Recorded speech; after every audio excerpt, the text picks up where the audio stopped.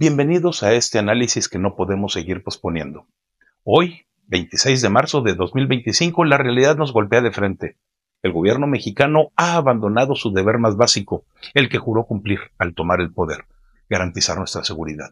No es una exageración ni un discurso alarmista, es lo que vemos todos los días en las calles, en los titulares, en las vidas rotas que el Estado ignora. Desde los campos de exterminio en Jalisco hasta la protección descarada de figuras como Cuauhtémoc Blanco, acusado de intentar violar a su propia hermana. El mensaje es claro: los ciudadanos no somos la prioridad. En este video vamos a desmenuzar cómo el oficialismo, con Morena a la cabeza, no solo falla en protegernos, sino que activamente perpetúa la violencia y el abuso. Veremos cómo cierran filas para blindar a los suyos, cómo traicionan sus propias promesas y cómo paso a paso entregan nuestro futuro a intereses oscuros. Durante los próximos minutos destaparemos las contradicciones, el cinismo y las decisiones que nos afectan a todos, especialmente a las mujeres, a las víctimas, a los olvidados. Prepárense, porque realmente lo que viene no es fácil de digerir, pero es necesario enfrentarlo y conocerlo para tomar las acciones adecuadas. La verdad no espera, y nosotros tampoco deberíamos.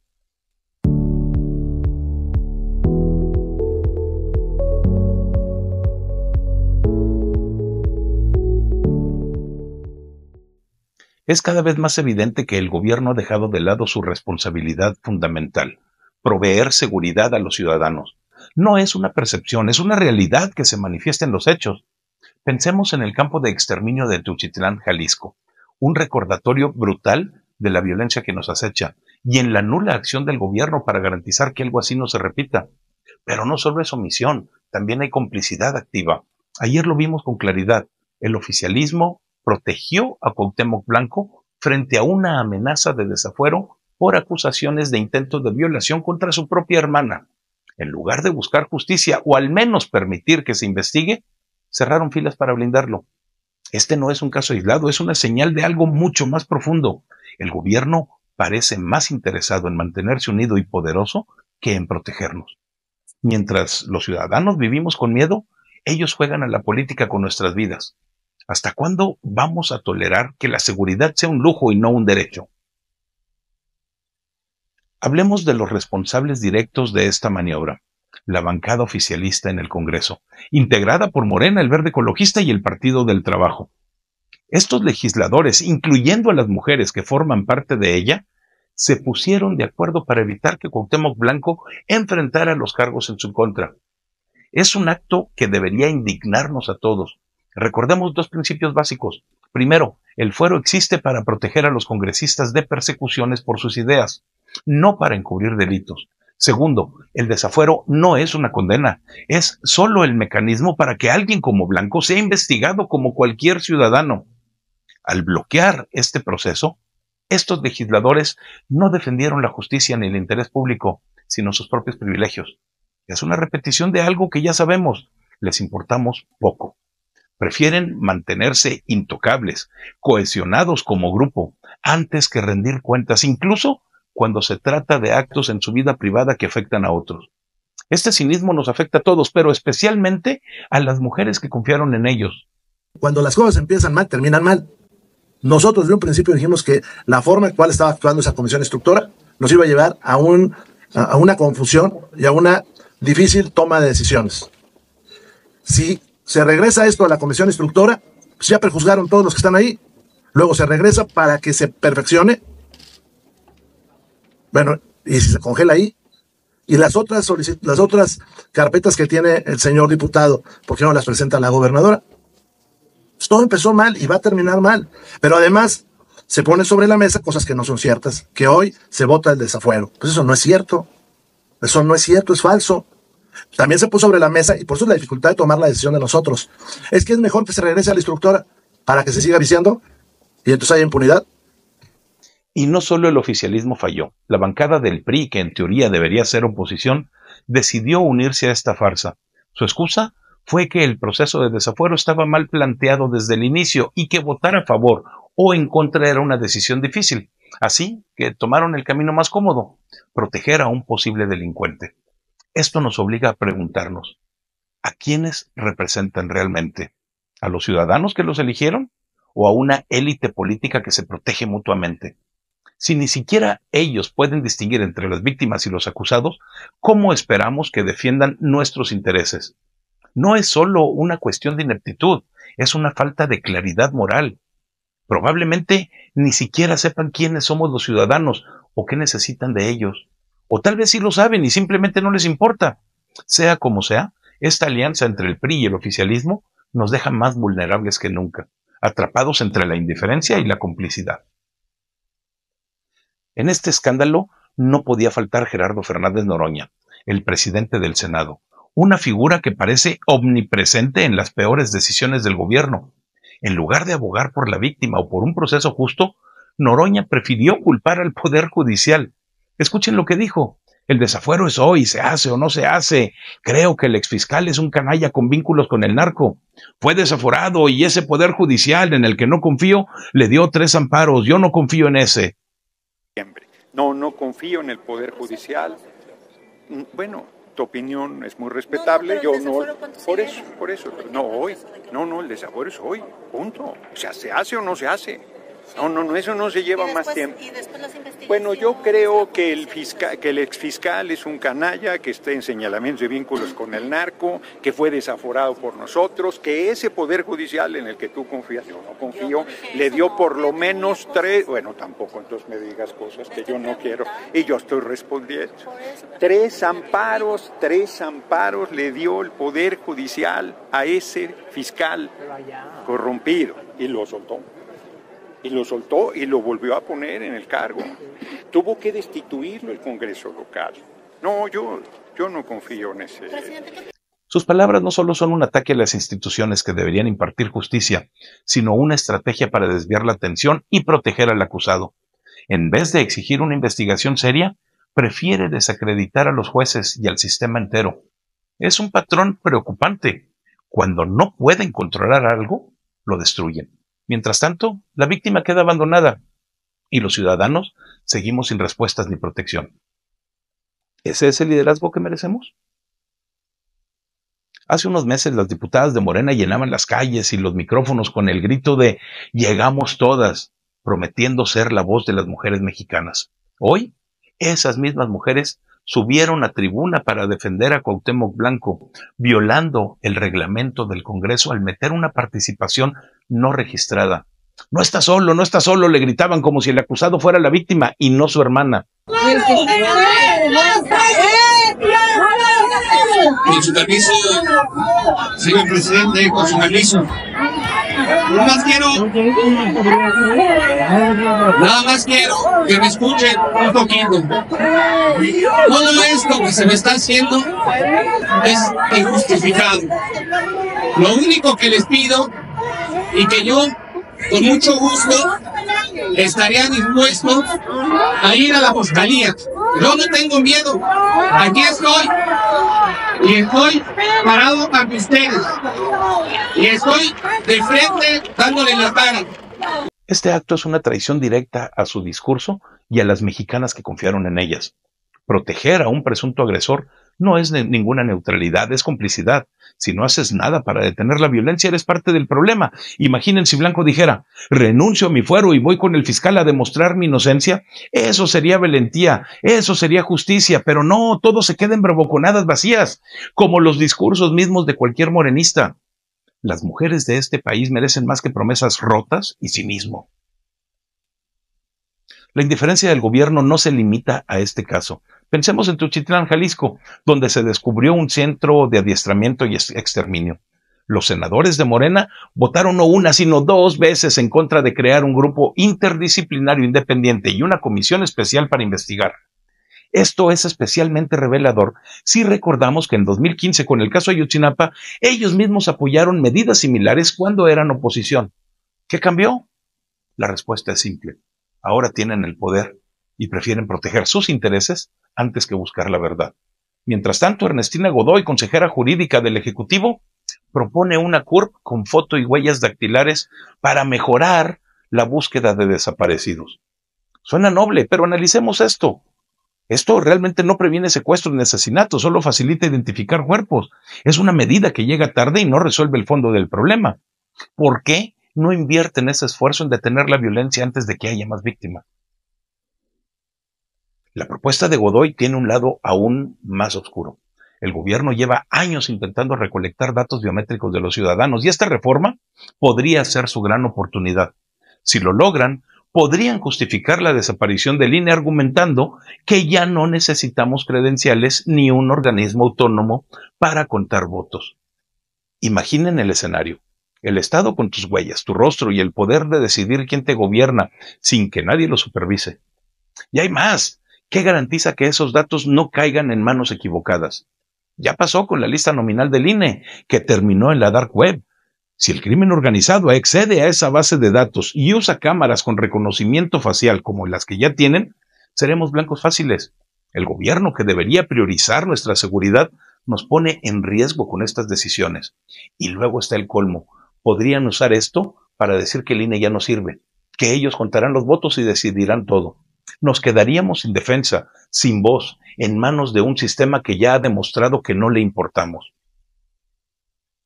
Terminemos con las contradicciones que desnudan al gobierno.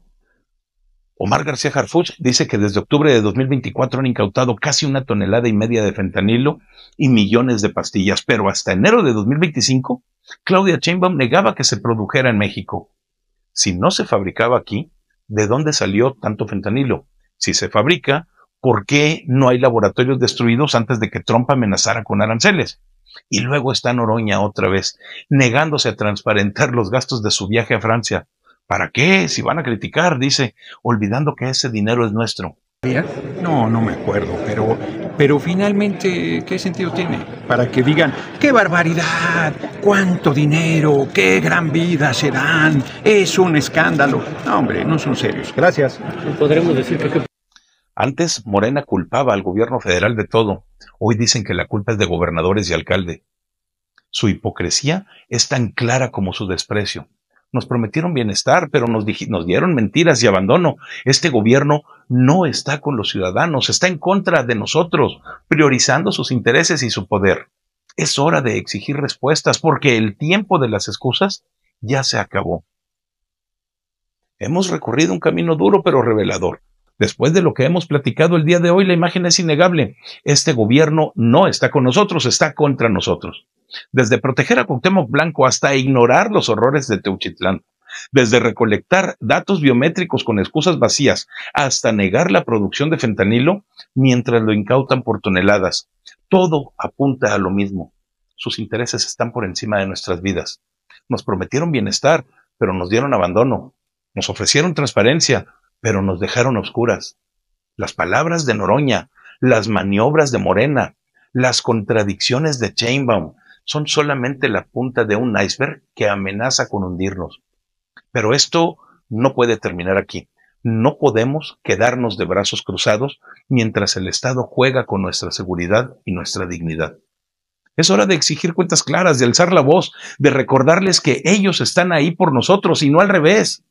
No se trata solo de señalar su hipocresía, se trata de actuar antes de que sea demasiado tarde, antes de que nos quiten hasta el derecho a decidir nuestro futuro. México merece más que discursos vacíos y promesas rotas. Merece justicia, merece verdad, merece un gobierno que no nos traicione. La pregunta es, ¿qué vamos a hacer al respecto? ¿Te vas a quedar callado?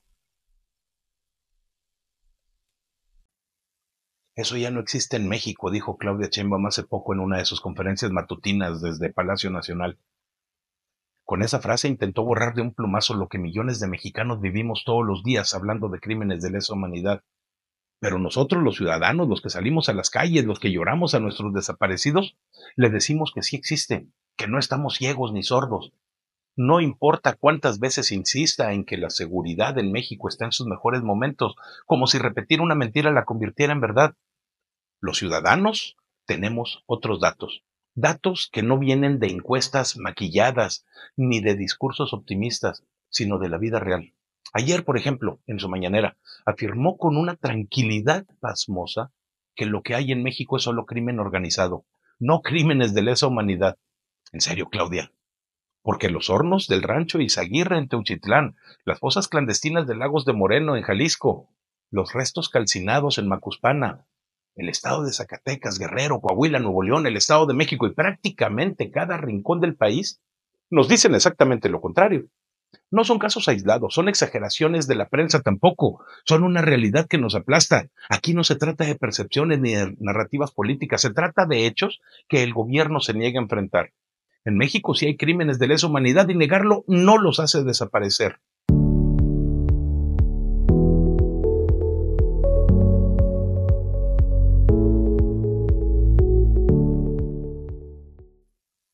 Entonces, ¿qué son estos crímenes y por qué el gobierno insiste en tapar el sol con un dedo? Los crímenes de lesa humanidad no son un término que usemos a la ligera, son violaciones graves, sistemáticas a los derechos humanos más básicos. Tortura, secuestro, homicidio, esclavitud, violación, persecución de grupos enteros. Son ataques que no solo hieren a las víctimas, sino que buscan quebrar a una sociedad completa. Y eso es exactamente lo que pasa en México actualmente. Piensa en las madres que recorren el país buscando a sus hijos desaparecidos con picos y palas, porque las autoridades no hacen su trabajo o no quieren hacerlo. Piensa en las comunidades enteras que han tenido que huir de sus hogares en Guerrero, o Michoacán, o Chiapas, desplazadas por cárteles que operan como ejércitos privados. Piensa en los cuerpos apilados en fosas, quemados en hornos improvisados, como si fueran desechos. Eso lo hace el crimen organizado, sí, pero no solamente ellos. Hay casos documentados, y no pocos, donde las mismas fuerzas del orden, los soldados, los policías, están involucrados.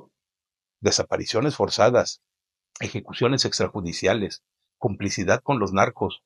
Todo eso le ocurre a la población mexicana, a civiles que no tienen cómo defenderse y mientras tanto, el gobierno de Claudia prefiere hacer como que nada pasa. Dicen que no son crímenes de lesa humanidad porque enfrentarlo significaría admitir su fracaso, su incapacidad para protegernos. Pero nosotros no nos tragamos ese cuento, ya no. Cada fosa encontrada, cada grito de una familia destrozada nos recuerda que esto no es solo un crimen organizado, es una guerra contra el pueblo. No es la primera vez que intentan distraernos con discursos vacíos, pero esta vez no vamos a ceder. A pesar de los intentos del gobierno por desviar nuestra atención, la verdad es imposible de ignorar. La estrategia de seguridad de este sexenio y del anterior con López Obrador no funciona. Punto. Las fosas comunes están por todo el país, los centros de exterminio, porque no hay otra forma de llamarle a un lugar donde queman cuerpos como si fueran basura, se multiplican y las actividades criminales crecen sin control. En Sinaloa los cárteles se pelean territorios a plena luz del día. En Tamaulipas el cobro de piso es tan común que parece un impuesto oficial. En Guanajuato los asesinatos no paran. ¿Y el gobierno qué hace? Nos saca videos de Claudia bailando en algún evento o jugando futbolito con políticos intocables que tienen fuero. Nos mandan a sus comentaristas pagados a decir que todo esto es una campaña millonaria financiada por un fantasma Gasparín para denostar sus esfuerzos. ¿Qué esfuerzos? Porque lo único que vemos es que culpan a los gobiernos anteriores mientras el país se hunde en el presente. La realidad es que las fallas de seguridad son responsabilidad de quienes gobiernan hoy, no de los de hace 10 años. Y ellos no están gobernando para nosotros, los ciudadanos, sino para mantener los privilegios de los delincuentes. Esos que extorsionan, que cobran piso, que no ganan el dinero sin hacer nada. ¿Y para qué? Hay quienes dicen que es un buen porcentaje termina en las manos de políticos amigos del régimen. Otros creen que es simple ineptitud. Yo digo que es ambas cosas, corrupción e incapacidad juntas. ¿Tú qué opinas? Porque los hechos están ahí y no nos mienten. Ayer mismo vimos otro intento descarado de silenciarnos, pero no nos van a callar tan fácil. Todavía ayer, en la conferencia matutina, pasó algo que no podemos dejar pasar. Una reportera, de la que no sabemos ni su nombre ni a quién representa, tuvo el descaro de intentar callarnos. Habló del rancho Izaguirre, de los hallazgos macabros en Teotitlán, y dijo que si seguimos mencionándolos estamos lucrando con el dolor y seremos mal vistos. ¿En serio? ¿Lucrar? Lucrar es lo que hace el gobierno al prometer justicia y no cumplir al usar el presupuesto público para propaganda, mientras las familias buscan a sus muertos. Yo digo que no callarme es una responsabilidad, un deber con los que ya no tienen voz. Desde aquí, mi desprecio absoluto a quienes pretenden taparnos la boca con esas excusas baratas. Hablar de esto no es lucrar, es exigir que se haga algo, es gritar hasta donde los pulmones den para que no quede un solo mexicano que no sepa lo que está pasando, porque si nos callamos, si dejamos que nos intimiden con esas palabras, entonces sí habremos perdido, pero no voy a parar y espero que tú tampoco, porque esto no es un juego de percepciones, es una lucha por la verdad. Y la verdad es que el gobierno no quiere que hablemos porque cada palabra que decimos expone su inutilidad, su complicidad y su fracaso. Por cierto, Claudia hizo una promesa hace poco. ¿Alguien sabe qué pasó con eso? Hace 8 días, Claudia Sheinbaum se paró frente a los micrófonos y dijo que iba a revelar cómo se armó la historia del rancho Izaguirre en Teuchitlán. Según ella, todo esto es una especie de conspiración, un montaje donde los malos somos los ciudadanos que nos atrevemos a quejarnos, a levantar la voz.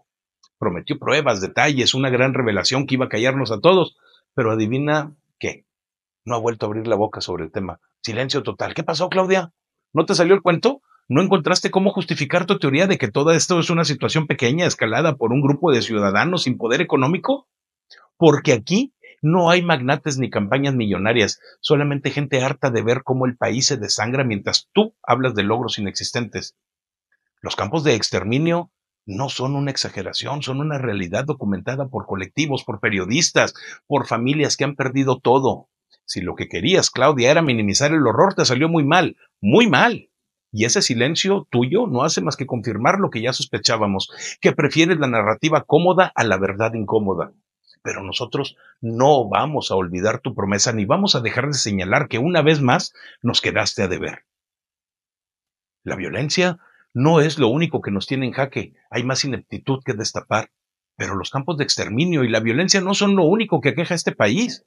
También está la estupidez gubernamental, la corrupción descarada que mantiene en ascuas a la población y ahuyenta a los inversionistas que tanto necesitamos.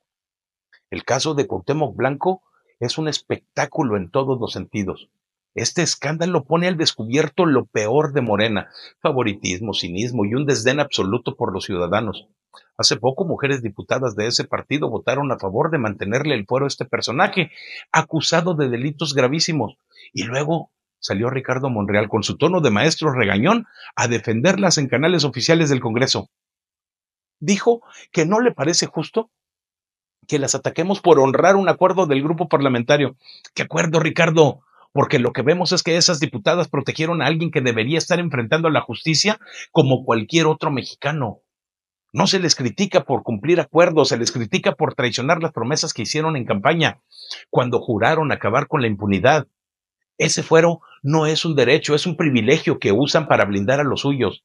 Y Monreal todavía tiene el descaro de decir que algunas mujeres aprovechan la coyuntura para hacerse heroínas temporales. No dio nombres, pero todos sabemos que apunta a María Teresa Ili y Anaís Burgos, que se atrevieron a alzar la voz contra esta farsa. Aquí no hay heroínas, hay ciudadanas exigiendo coherencia. ¿Qué carajos puedes esperar de ellos? La hipocresía en Morena no tiene fin y hay más ejemplos que lo prueban. La estupidez de Morena parece no tener límites y sus incongruencias tampoco. Mira a Alfonso Ramírez Cuéllar, diputado de ese partido que hace poco propuso una reforma constitucional para eliminar el fuero a legisladores y gobernadores. Dijo que no responde a un caso específico, que es algo en lo que ha trabajado desde 2020, como si fuera un gran visionario. Pero un día antes ese mismo señor votó para desechar la solicitud de desafuero contra Cuauhtémoc Blanco. Cuando le preguntaron por qué tanta contradicción, lo único que se le ocurrió fue balbucear que la Cámara exhortó a la Fiscalía de Morelos a seguir investigando. En serio, eso no es justicia, es un truco para ganar tiempo. Sabemos que una vez en la Fiscalía el caso puede dormirse por años sin que nadie toque a Blanco. Es una maniobra burda para proteger a un presunto violador y pretenden vendérnosla como un acto responsable. Luego viene Pedro Aces, otro diputado de Morena, que antes de entrar al pleno se puso a declarar que es feminista. Dijo que es hijo, esposo y padre de mujeres, que ama y respeta a la mujer mexicana. Hasta se colgó un peluche de taxista al cuello para parecer más cercano. Pero luego entró a la sesión y votó para salvar a Blanco, acusado de violar a su media hermana. Y su excusa fue patética. No votamos contra una persona, sino contra un expediente mal hecho. ¿Y qué importa si el fiscal que lo denunció tiene problemas? Eso no borra los hechos. Aces terminó diciendo que la 4T impulsa a la mujer mexicana. ¿Cuáles mujeres? a las que piden justicia por sus hijas violadas, a las que buscan a sus desaparecidos, porque a esas las están ignorando. Y luego está Andrea Chávez, otro caso de cinismo que no podemos pasar por alto. Andrea Chávez es otro ejemplo perfecto del desastre que es Morena. Esta senadora joven, que se vende como la cara fresca de la 4T, defiende sus caravanas de salud en Chihuahua como si fueran la octava maravilla. Dice que lleva médicos y medicinas a los más necesitados y se llena la boca con discursos de justicia social. Pero cuando le preguntas de dónde sale el dinero para todo eso, se enreda como cualquier principiante. Un día dice que son donativos de buena fe, al siguiente, cuando le recuerdan que la ley obliga a reportarlos, dice que no fueron donativos, que es otra cosa. Entonces, ¿qué es, Andrea? Porque la opacidad huele mal y aquí apesta. Muchos creen que esas caravanas no son más que una estrategia para posicionarse rumbo a la gubernatura de Chihuahua en 2027, y si es así, estaría violando las normas electorales con actos anticipados de campaña, algo que Morena siempre critica cuando lo hace la oposición. Pero ella no responde con claridad, prefiere victimizarse, decir que la atacan por ser mujer o por ser joven. Su estilo confrontacional en redes, su tono arrogante, no tapan las dudas. Esta mujer es ambiciosa, claro, y bonita, como dicen sus fans, pero su cabeza parece llena de adoctrinamiento de las mañaneras de López Obrador. ¿Y qué más? Hay quienes la llaman sociópata, corrupta, por cómo evade y manipula. Yo digo que es una mezcla de todo eso, una política que promete mucho y entrega poco, envuelta en un paquete de cinismo y privilegios. Volvamos a Cuauhtémoc Blanco, porque su caso es más oscuro de lo que parece. Las acusaciones contra Cuauhtémoc Blanco no se limitan a un intento de violación, aunque eso ya sería suficiente para indignarnos. También está señalado como autor intelectual y financiero del homicidio de Juan Manuel García Bejarano, un empresario asesinado en el año 2017. Hay investigaciones, testimonios que lo vinculan, pero él sigue intocable. Y en el Congreso, cuando se votó su desafuero, las mujeres de Morena no solo lo protegieron, sino que le gritaron: no está solo, como si fuera un héroe injustamente perseguido. De entre 9 y 10 de la mañana sonó el timbre de la casa. Entraron 3 personas, una persona alta, gorda, güera, pelo cano, con un acento español, con un folder en mano. Con él iba una persona conocida como Cuauhtémoc Blanco. Es más, él era, y otra persona más. De ahí, el Cuauhtémoc le hizo así a la otra persona que estaba atrás de él. Se desgancha la maleta, la pone en el comedor y saca los frascos de billetes y me los muestra. Aquí está para usted, dice. Pues sí, está bien. Se empezaron a despedir, se dieron la vuelta y se fueron. Todavía Cuauhtémoc me hizo así. Suerte. Bueno, yo me quedé todavía como unos 15 o 20 minutos en el comedor viendo la foto. Subí al cuarto, conté el dinero. Llegamos al lugar donde fue donde pasó el caso y fui yo quien disparé. ¿Por qué tanto empeño en salvarlo? ¿Porque es el amigo que juega futbolito con la presidenta? ¿Porque sabe cosas que podrían tumbar a otros en el partido? Su fuero no es un escudo legal, es una recompensa por ser parte del club. Mientras tanto, las víctimas de sus presuntos crímenes, sus familias, se quedan con las manos vacías. Esto no es ninguna justicia, es complicidad descarada. Y lo peor es que no es un caso aislado. En Morena, proteger a los suyos parece ser la regla, no la excepción. Piensa en los contratos millonarios que se dieron bajo la mesa, en los favores a empresarios amigos, en los delincuentes que operan con impunidad. Blanco es solamente la punta del iceberg, un símbolo de cómo este gobierno prefiere el poder al pueblo. Claudia dice que no habrá más impunidad, pero sus palabras no valen lo que pesan. Ayer Claudia Sheinbaum volvió a subirse al púlpito de la mañanera y dijo que en su gobierno no habrá nada de impunidad, que nadie será protegido si comete delitos, que su prioridad es el pueblo y que su responsabilidad es con México. Hasta sonó convincente por un segundo. Dijo que la eliminación del fuero a diputados y gobernadores es un tema que debe debatirse porque muchos lo usan para evadir la justicia. Incluso habló de incluir a los ciudadanos en esa decisión como si de verdad le importara nuestra voz. Pero no le creo. No puedo creerle después de tantas mentiras en tan poco tiempo como presidente. Si quisiera justicia, empezaría por investigar a fondo lo que dejó López Obrador. ¿Por qué perdonó deudas de impuestos a empresas transnacionales como Paragon Offshore Drilling, mientras les daba contratos multimillonarios a sus socios en Borr Drilling? ¿Por qué nunca compró las medicinas que prometió, dejando a 30 millones de mexicanos sin acceso a la salud? ¿Por qué los cárteles crecieron tanto en su sexenio? ¿Y por qué giró órdenes al ejército de no actuar contra ellos? ¿Por qué permitió que reclutaran a mexicanos a la fuerza, que tomaran ciudades enteras como si fueran sus feudos? Claudia no dice nada de eso, prefiere hablar de los expresidentes que según AMLO eran el origen de todos los males, pero en 6 años no fue capaz de encontrar nada para juzgarlos, o era demasiado inútil para hacerlo, o eran santos, a gusto del cliente. Pero la verdad es que este gobierno no quiere justicia, quiere control, y sus promesas son tan huecas como sus resultados. Esto no termina aquí, hay que seguir alzando la voz. En México hay crímenes de lesa humanidad, hay corrupción rampante, hay un gobierno que prefiere negar la realidad antes que enfrentarla. No nos van a callar con reporteras que nos acusen de lucrar con el dolor, ni con excusas de conspiraciones inventadas, ni con videos de Claudia bailando para distraernos. La realidad está frente a nosotros, fosas clandestinas en cada estado, extorsión en cada esquina, impunidad en cada decisión del Congreso. Y la responsabilidad es de quienes gobiernan hoy, no de los fantasmas del pasado. No podemos seguir permitiendo que protejan a delincuentes como Cuauhtémoc Blanco mientras el país se desmorona. No podemos seguir tolerando que Andrea Chávez y sus caravanas opacas sean el futuro que nos ofrecen. No podemos seguir aceptando que Claudia y su equipo nos vendan espejitos mientras los cárteles se adueñan de nuestras vidas. Desde aquí mi grito es claro.